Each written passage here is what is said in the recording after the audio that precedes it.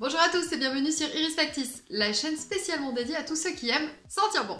Aujourd'hui on se retrouve pour un tag, j'ai été taguée par Vincent, donc s'il ne devait en rester que 10.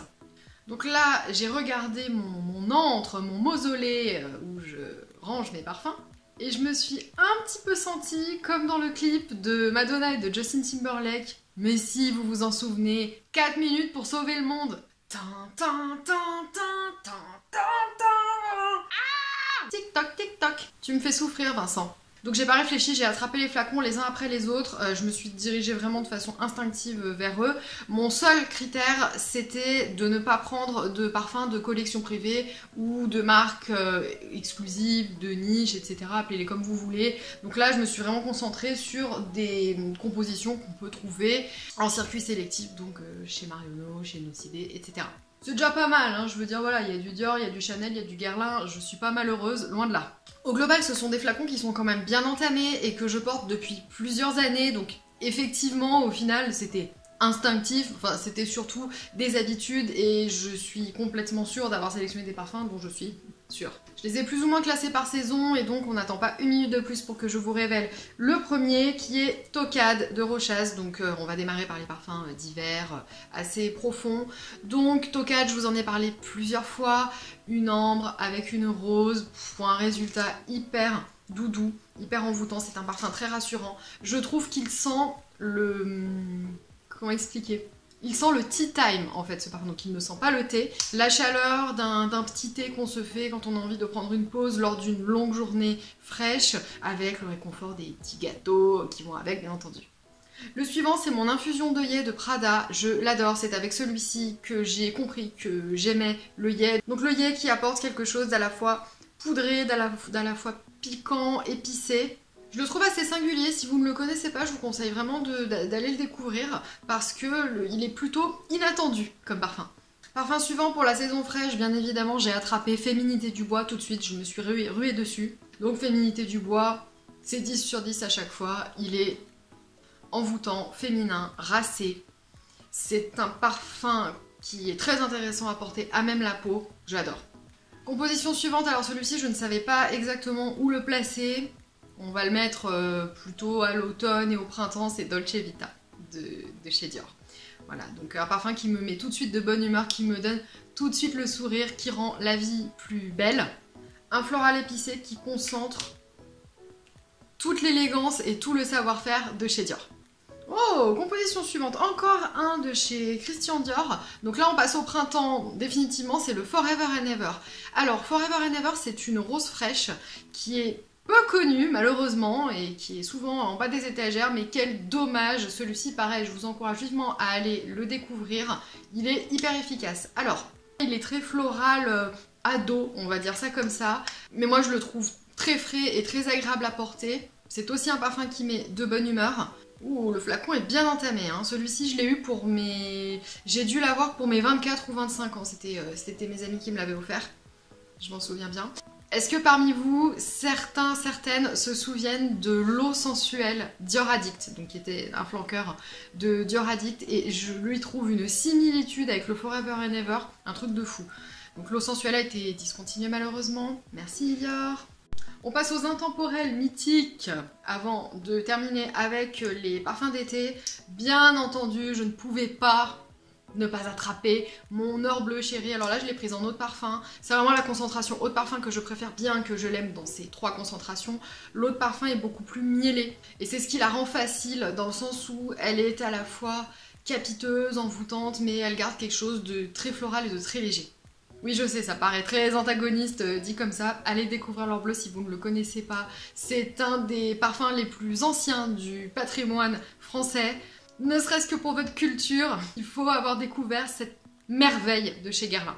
Composition intemporelle suivante qui se porte facilement toute l'année, c'est l'eau première de chez Chanel, donc l'eau première numéro 5.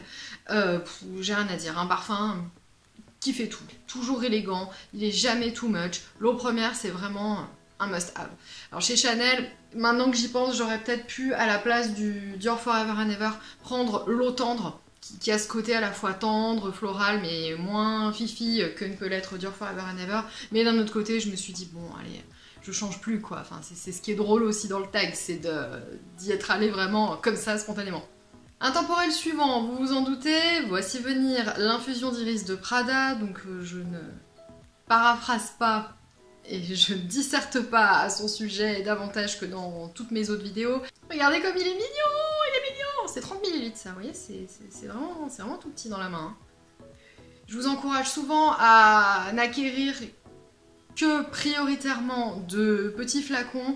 C'est vrai que quand on est passionné de parfum et qu'on en a plein, trop, je ne sais pas, 75 ml c'est vraiment le maximum. Parce que de toute façon on en change tous les jours. Dites-moi dans les commentaires si vous réussissez à finir des 100 ml.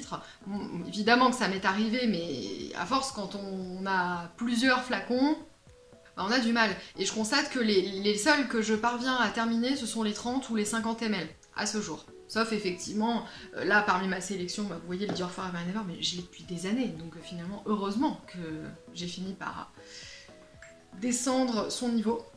Et on va terminer avec les deux estivaux. Alors mon premier estival, c'est le Bronze Goddess. Donc j'ai encore mon flacon, vous savez, dont j'ai un petit peu flingué le jus parce que je l'ai laissé en plein soleil dans ma voiture trop longtemps, plusieurs semaines, donc il n'a pas bien aimé, mais j'en ai un autre flacon en backup. Alors je suis pas très contente parce que c'est le flacon horizontal, enfin je n'ai trouvé que celui-ci en parfumerie alors que j'aimais celui-ci, je le trouvais beaucoup plus facile à prendre en main. La forme du flacon, c'est joli, c'est mignon, mais alors parfois c'est vraiment une galère en fait pour se parfumer correctement. J'ai qui là, dont je peux prendre l'exemple?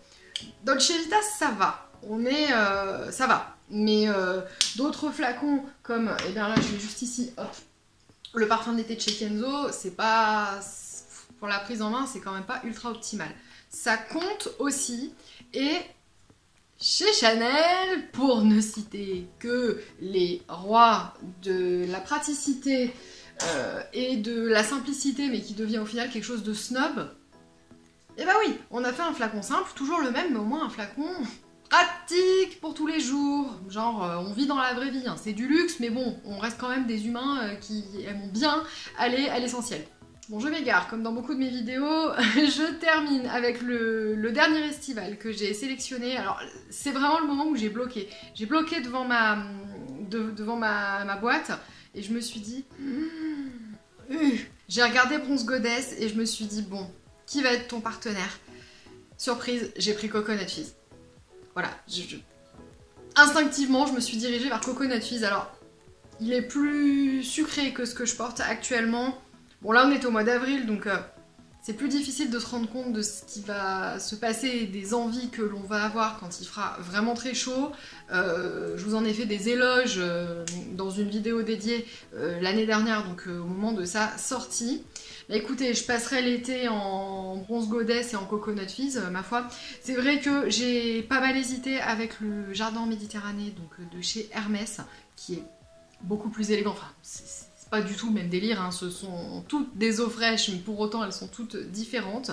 Mais bien écoutez, soit, voilà pour marquer la fin de ce tag. Venez me dire en commentaire quels sont vos favoris, et puis bien écoutez, si vous souhaitez reprendre ce tag, encore une fois, soit en commentaire, soit sur votre chaîne YouTube ou votre compte Instagram, et bien faites-le moi savoir aussi, je serai ravie d'aller consulter vos choix. J'espère que vous avez passé un moment, voilà, léger, agréable avec moi. De toute façon, ça fait toujours plaisir de parler de parfum. Je vous embrasse bien fort, plein de bisous parfumés, et je vous dis à bientôt dans une prochaine vidéo.